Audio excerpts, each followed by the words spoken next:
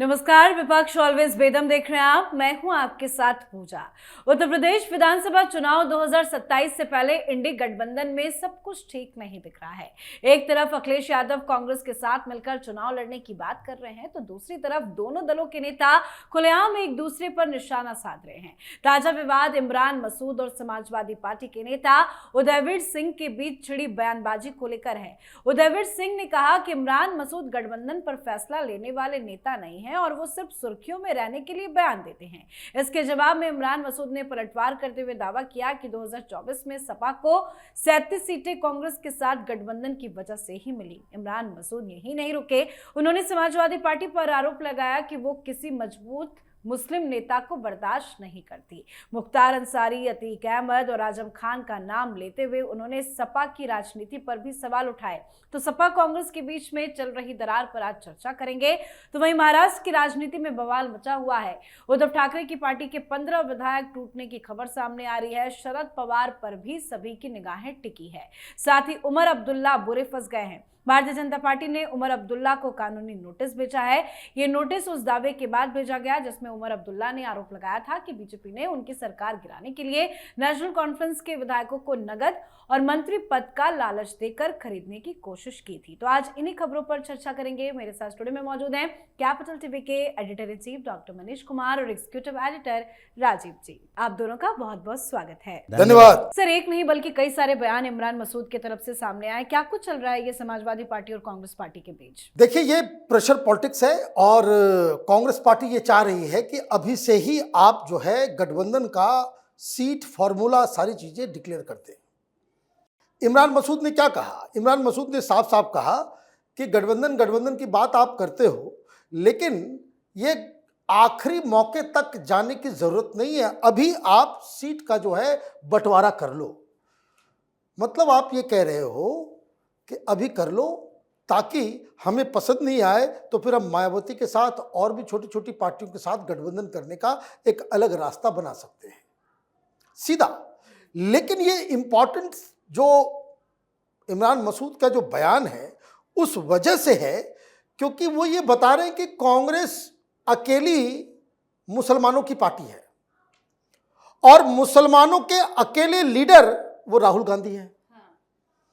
क्योंकि यूपी के अंदर मारा जाता है अब्दुल, हर बार पिटता है अब्दुल के घर पे बुलडोजर चलता है और किसी यादव को तो कभी कुछ प्रॉब्लम होता नहीं। वो उन्होंने साफ साफ कहा कि पिछले 15 सालों में आप ये बता दो कि अखिलेश यादव के परिवार में किसी के ऊपर कोई कार्रवाई हुई हो, कोई पर्सनल क्षति हुई हो, नुकसान हुआ हो। नुकसान मुसलमानों का हो रहा है। आजम खान जो है वो निपट गए, उनको क्या क्या यातनाएं दी गई।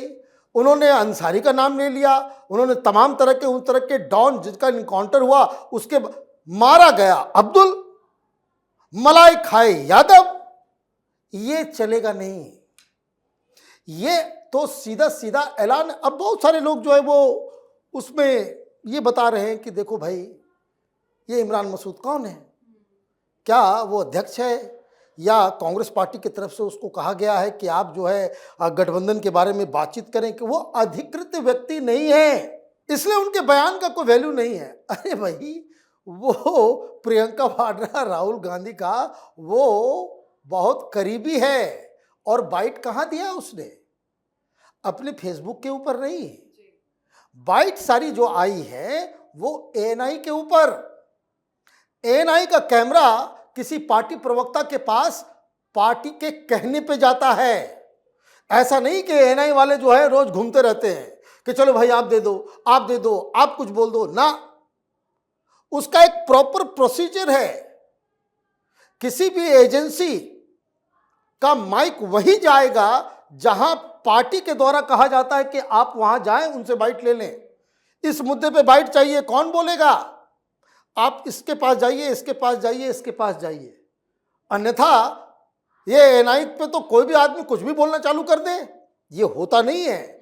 जब भी कोई मुस्लिम या यूपी से जुड़ी हुई बातें होती है तो वो इमरान मसूद कहते हैं, तो आप ये समझिए कि ये ब्लैकमेलिंग जो है, ये दबाव ये राहुल गांधी प्रियंका वाड्रा वो अखिलेश यादव पे कर रहे हैं, और इसलिए अखिलेश यादव की जो चुप्पी वो समझ के बाहर है। लेकिन अखिलेश यादव क्यों चुप है? इस पे क्यों नहीं कुछ बोल रहे हैं? देखिए, अखिलेश यादव को जो बोलना था उन्होंने बोल दिया और इसी का बदला चल रहा है। पिछली बार जब इंडी ब्लॉक की मीटिंग हुई थी, सारे इंडी ब्लॉक के लीडर के बीच अखिलेश यादव ने राहुल गांधी को घोर बेइज्जत किया था। उन्होंने कहा था, आप बड़ी पार्टी के नेता हैं, आपको बड़ा दिल दिखाना पड़ेगा, और उत्तर प्रदेश में खासकर वहां पर उन्होंने राहुल गांधी के पिछले चुनाव की भी चर्चा की कि आपको 6 सीटें मिली और हमने आपको 18 सीटें लोकसभा की दी थी। अगर आपने 18 सीटों के बदले 10 सीटों पर समझौता कर लिया होता तो भी आपको 6-7 सीटें मिल जाती और हमारे सीटों की संख्या बढ़ जाती। हम भारतीय जनता पार्टी को रोक सकते थे।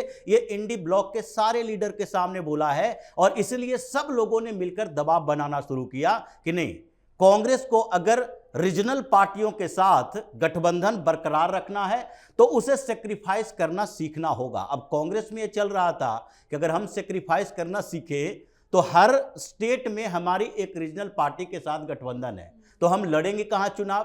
केवल केरल में जाकर लड़े जो छोटी छोटी पार्टियों के साथ गठबंधन है, और वहां भी मुस्लिम लीग कहेगा कि आप सेक्रीफाइस कीजिए। अगर हम तमिलनाडु में चुनाव लड़ते हैं, वहां भी ये डीएमके पे पहले था, और अब अगर टीवी के हमारे सीट देगा नहीं देगा, गठबंधन तो कहीं ना कहीं करना है। हर स्टेट में हमारा गठबंधन है। नॉर्थ इंडिया में भी लगभग सब स्टेट में गठबंधन है। अगर राजस्थान मध्य प्रदेश में भारतीय जनता पार्टी के साथ सीधा मुकाबला है तो ये राहुल गांधी के सामने एक बड़ा स्पीच दिया था अखिलेश यादव ने, सबके सामने बेइज्जत किया कि नहीं, आपको उत्तर प्रदेश विधानसभा चुनाव में लोकसभा चुनाव के परफॉर्मेंस के आधार पर देखना चाहिए कि आप इससे पहले यानी 2019 के चुनाव में आपकी स्थिति क्या थी और 2024 के चुनाव में स्थिति बदली कैसे। जो राहुल गांधी खुद चुनाव हार गए थे, वो समाजवादी पार्टी ने इनको दोबारा चुनाव जितवाया उत्तर प्रदेश से, और इसी का बदला लेने के लिए लोग क्या करेंगे, आगे इमरान मसूद को कर दिया। अब अखिलेश यादव को जो बोलना था वो राहुल गांधी को बोल चुके हैं। अब इसके बाद इमरान मसूद से ये लोग प्रेशर लगवाना चाहते हैं, दबाव बनाना चाहते हैं, और साथ ही मुसलमानों को भड़काने की कोशिश। जो अलीगढ़ से आंदोलन चला था, कांग्रेस से बदला लेना है, और उसके बाद नया हीरो बना दिया गया मुलायम सिंह यादव को। अब इनको लगता है कि अगर कहीं भी किसी भी स्तर पर, चाहे बिहार में राजद के साथ हो या फिर उत्तर प्रदेश में अखिलेश के साथ हो, इनके बैसाखी के दम पर हम आगे बढ़ते रहे, मुस्लिम हमारे साथ नहीं आया, तो फिर आगे कभी भी ये लोग धोखा दे सकता है। तो इसलिए इन दोनों पार्टियों के बीच जो चल रहा है वो ऊपर के नेताओं के इशारे पर चल रहा है, और अभी इमरान मसूद आए हैं और ये जो अखिलेश यादव हैं, इनके पास तुरूप के पत्ते हैं। वो 1-2 नेताओं को आगे करेंगे जो राहुल गांधी को नहीं बख्शा। राहुल गांधी को महामूर्ख नेता सपा वाले बोल सकते हैं, वो तो अभी अखिलेश यादव के कई नेता सामने आए नहीं हैं। फिर इमरान मसूद तक बात नहीं होगी, सीधे राहुल और प्रियंका के खिलाफ बात की जाएगी। बिल्कुल, क्योंकि स्थिति भी वैसी बन रही है। सर, महाराष्ट्र की बात कर लेते हैं। शरद पवार की चुप्पी तो बहुत सारे सवाल खड़े कर रही है, और इस तरह की चर्चाएं चल रही है कि उद्धव ठाकरे की पार्टी में फिर से टूट होगी। क्या सांसदों के बाद विधायक भी टूटेंगे? क्या चल रहा है? देखिए, उद्धव ठाकरे की पार्टी में टूट होगी ये तो पहले ही बताया था, और सिंधे ने भी कहा था कि अभी ऑपरेशन जो है उनका वो खत्म हुआ नहीं है। आप इस चीज को समझिए कि ये कंटिन्यूअस प्रोसेस है जब तक पूरी तरह से खत्म नहीं कर दे। लेकिन अभी जो सबसे ज्यादा जो चर्चा जो चल रही है कि लगातार शरद पवार के पार्टी के ही सांसद अब ये शरद पवार के ऊपर दबाव डाल रहे हैं कि भाई साहब आप कुछ अब कीजिए, अब हमसे बर्दाश्त नहीं होगा, कल मत कहना कि भाई उधर चले गए। और दिक्कत क्या है कि इसमें वो किधर जाए नहीं जाए इसको लेकर के चर्चा हो रही कि मॉडस ऑपरेंडी क्या हो। भाई निगोशिएटर तो हैं तगड़े, वो निगोशिएट कर रहे हैं दूसरे एनसीपी से कि हम अगर साथ में आए तो हमारी संख्या बढ़ेगी, तो संख्या बढ़ेगी तो मंत्री किसका होगा। अब ये देखिए, ये शरद पवार के तरफ से बीजेपी को ये फीडर दिया जा रहा है कि आप कम से कम 2 लोगों को बनाएं और दोनों जो है वो शरद पवार के ही गुट का हो। ये एक समस्या है। अब अमित शाह को तो फैसला लेना पड़ेगा, और यही सब के चक्कर में ये जो पूरे कैबिनेट में बदलाव होना था, ये बदलाव इसी पॉइंट के ऊपर आकर के रुका हुआ है। जेडीयू से बातचीत हो गई, नायडू साहब से भी बातचीत हो गई। नायडू साहब ने कहा कि हमें कुछ नहीं चाहिए, हमें अपने राज्य के लिए 40,000 करोड़ का एक और नया पैकेज दे दो, बाकी हमको कुछ नहीं चाहिए। इधर मंत्री पद पे नीतीश कुमार को एक बड़ा कैबिनेट मंत्रालय दिया जाएगा, ये इसकी खबर आ रही है। बाकी सारे लोगों से तो निगोशिएशन हो चुका, लेकिन ये शरद पवार जो है मामला फंसाए हुए हैं। तो जो एनसीपी अजित पवार है वो ये कह रहा है कि भाई जब 2 ही मिलेगा तो सब कुछ जब वही ले जाएगा फिर हम क्या करेंगे। तो ये एक मसला फंसा हुआ है। पार्टी एनडीए में शामिल होगी, ये 95% आप सर्टेन मान सकते हैं। बात उमर अब्दुल्ला की भी कर लेते हैं। बीजेपी ने नोटिस भेजा है, कैसे फंसते दिखाई दे रहे हैं? देखिए, उमर अब्दुल्ला जिस स्थिति में अभी हैं, उनके पार्टी के अंदर, सहयोगी पार्टियों के अंदर, विपक्ष के अंदर, ये हर जगह से उमर अब्दुल्ला के खिलाफ बातें उठ रही है, क्योंकि उन्होंने सीधे तौर पर चुनौती दी कि अब पूर्ण राज्य का दर्जा लेकर रहेंगे। अब पार्टी के लोग भी कह रहे हैं, उनके पार्टी के अंदर भी बातें चल रही है कि अगर पूर्ण राज्य के दर्जे की मांग को लेकर हम बड़ा आंदोलन करते हैं तो उसके बाद आपकी कुर्सी भी सुरक्षित नहीं रहेगी और जम्मू कश्मीर की दूसरी पार्टियां भी आपको सपोर्ट नहीं करेगी, क्योंकि आप जो डिमांड कर रहे हैं उसमें आपके पार्टी के नेताओं ने पहले ही कह दिया है कि हमें डेवलपमेंट के लिए फंड मिल रहे, केंद्र से सहयोग मिल रहे, एडमिनिस्ट्रेशन भी मिल रहा। आप लद्दाख का उदाहरण नहीं दे सकते क्योंकि वहां पर असेंबली नहीं है। तो ऐसे में वहां का नेगोशिएशन अलग होता है, जम्मू कश्मीर का नेगोशिएशन अलग होगा। लेकिन इन्होंने क्या किया, पहले श्रीनगर में प्रेस कॉन्फ्रेंस, फिर जम्मू में जाकर तो उससे भी बड़ी बातें कर दी कि हम अमेरिका से, ट्रंप से मदद मांगें, अगर हम दिल्ली में जाकर प्रदर्शन नहीं करें तो किसके सामने प्रदर्शन करें। तो इसके बाद उनकी स्थिति और डैमेज हो गई है। और दूसरी तरफ जो जम्मू कश्मीर के विपक्ष में बैठी पार्टियां हैं, चाहे पीडीपी ही क्यों न हो, अभी तक जो महबूबा मुफ्ती कह रही थी पूर्ण राज्य के दर्जे की मांग को लेकर, उनको लगने लगा कि अगर इस मामले में अब्दुल्ला परिवार आगे बढ़ता है, हम उसके पीछे जाते हैं, तो हमारा राजनीतिक करियर खत्म हो जाएगा। इन लोगों ने कहना शुरू कर दिया कि आप अपना परफॉर्मेंस, अपने वादे पूरा नहीं कर रहे, इसकी वजह से आप ये मुद्दा उठा रहे हैं, हम सहयोग नहीं करने वाले। और इसी वजह से अभी उमर अब्दुल्ला की समस्या ये हो गई है कि अब आगे बढ़ गए हैं, पीछे हटना भी मुश्किल है और उस मझधार में वो फंसते हुए नजर आ रहे हैं। ये आपने तो इंटरनल बताया कि किस तरह से अलग अलग दलों और कैसे वो खुद फंसे हुए हैं, लेकिन कुछ दिन पहले जो उन्होंने बयान दिया कि सरकार गिराने के लिए बीजेपी ने इतने इतने करोड़ दिए, हमारे विधायकों को ऑफर किया गया, उसको लेकर बीजेपी ने मानहानि का जो नोटिस भेजा है 100 करोड़ का, उसको लेकर क्या लगता है आगे किस तरह से लड़ाई लंबी होगी? देखिए, भारतीय जनता पार्टी ने ये बताया कि अगर आपके पास प्रूफ है तो लाओ, अगर प्रूफ नहीं है तो इसे साबित करने की कोशिश कोर्ट में किया जाएगा।